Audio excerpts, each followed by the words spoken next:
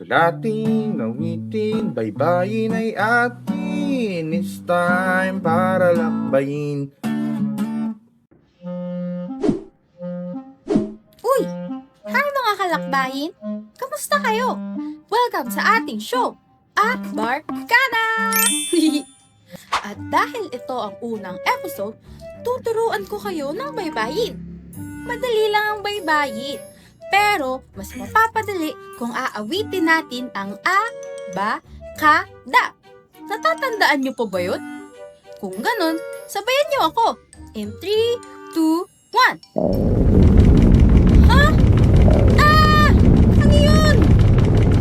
Patanita! Ano nangyari? Bakit lumindol? Kulot! Nasaan ka? Patanita! Nagugutom na ako! Ha? Ayun pala yung lindol? Gutom lang ni Kulot. Opo. Ay, ano bang gusto mong kainin? Wala pa ba ako maisip eh. Sige. Hihingi tayo ng tulong. Kuya Bay! Kuya Bay! Kuya Bay! Oh, anong may tutulong ko? Kuya Bay, nagugutom kasi si Kulot. Ano ba masarap na ating kainin? Ay, grabe! Parang vulkan. Ano bang naisip mong kainin? Hindi ko pa po kasi alam eh. Sige. Anong lasa naman ang gusto mo? Gusto ko po kasi ng maanghang na medyo creamy at meaty at kakaiba. Ah! Bicol Express! Yun, masarap yun. Kaso, marunong ba tayo magluto nun? Huwag kayong mag-alala. May mga kaibigan ako eksperto dyan. Yuhu!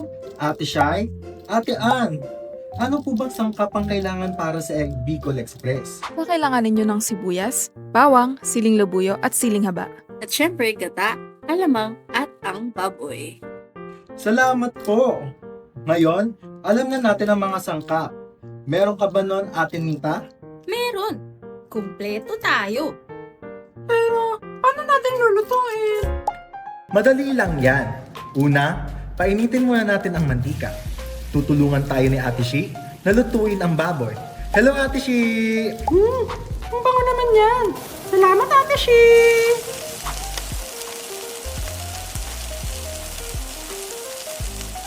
Ayun, nagmamantika na yung baboy.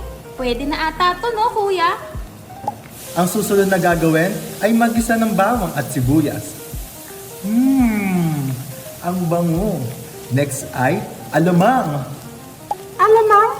Ayun ba yung maliliit na hipon? Tama ka dyan, Kulot. Dumaraan sa proseso ng pagbuburo o fermentation para magkaroon ng maalat at matapang na lasa ang binurong hipon. I love shrimp! Ayun, mukhang okay na to. Ilagay na natin ang baboy at ibuhos ang unang gata. Yay! Yummers! Natatakam na ako. Takpan muna natin yan para mas papabilis ang luto. Salamat po Ate Shi sa tulong. Thank you po! Grabe! Excited na ako! Ako nga rin eh. Pero kailangan mo nating hintayin kumulo para mas maging malinamnam. Kung ganun, habang hinihintay natin, tuturuan ko muna kayo ng baybayin sa pamamagitan ng isang kanta. Sige po! Feeling ko, bibilis ang oras pag na-busy tayo eh. Okay, madali lang ito. Sundan nyo lang ako. Ready? In 3, 2, 1. Habang kadaila, mananao para sa tauwaya. Ang mga titik ating mahalin, wikang baybayin ating aralin. Ang bawat letra may kwentong taglay, kultura natin buhay na buhay. Yay! Hala, ang bilis! Kumukulo na yung Bicol Express. Buksan na natin. Wow! Ang bango! Wow, muntik na yun ah. Salamat po Kuya Jess. Hindi natin napansin ang oras. Salamat po Kuya Jess sa pagtingin. Oo nga eh, pero okay lang. Malapit na maluto to. Isalin na natin ang pangalawang gata paminta, siling labuyo, at siling haba para mas maging malasa. Salamat po, Kuya Jess! Wow!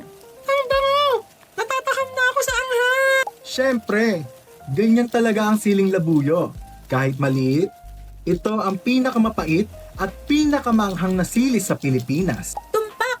Kaya dapat kontrolin natin ang pagkain ng sili, lalo na para sa mga bata. Opo, hindi ko sasobrahan. Malapit na po ba? Malapit na! Pakuluan lang natin and we're ready to go. Samahan niyo ako magbilang ng 1, 2, 3. Tada! Bicol Express!